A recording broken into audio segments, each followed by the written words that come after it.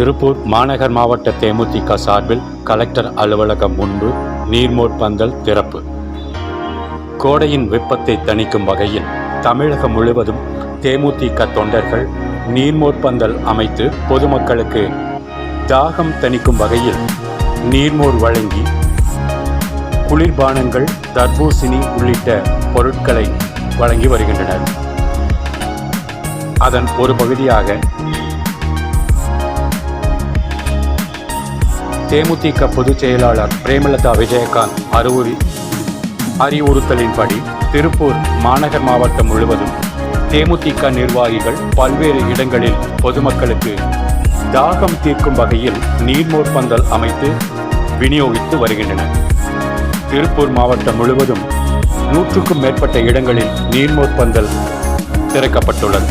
அதன் ஒரு பகுதியாக இன்று திருப்பூர் கலெக்டர் அலுவலகம் எதிரில் பொதுமக்கள் அதிகம் கூடும் இடம் என்பதால் பொதுமக்களின் தாகம் தீர்க்கும் வகையில் திருப்பூர் மாநகர் மாவட்ட இளைஞரணி செயலாளர் கணேசன் ஏற்பாட்டில் புதிய நீர்மோர் பந்தல் துவக்கப்பட்டது.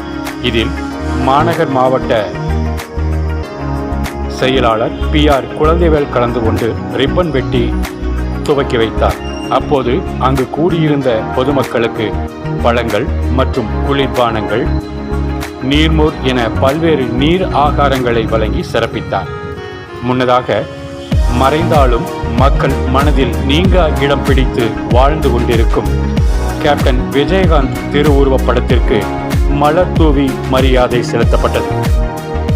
இதில் மாநில இளைஞரணி துணை செயலாளர் ராயபுரம் ஆனந்த் உட்பட மாநில, மாவட்ட, பகுதி, வார்டு, கிளைக்கழக நிர்வாகிகள், தொண்டர்கள், மகளிர் அணி நிர்வாகிகள், சார்பு அணி நிர்வாகிகள் என ஏராளமானோர் கலந்து கொண்டு சிறப்பித்தனர்.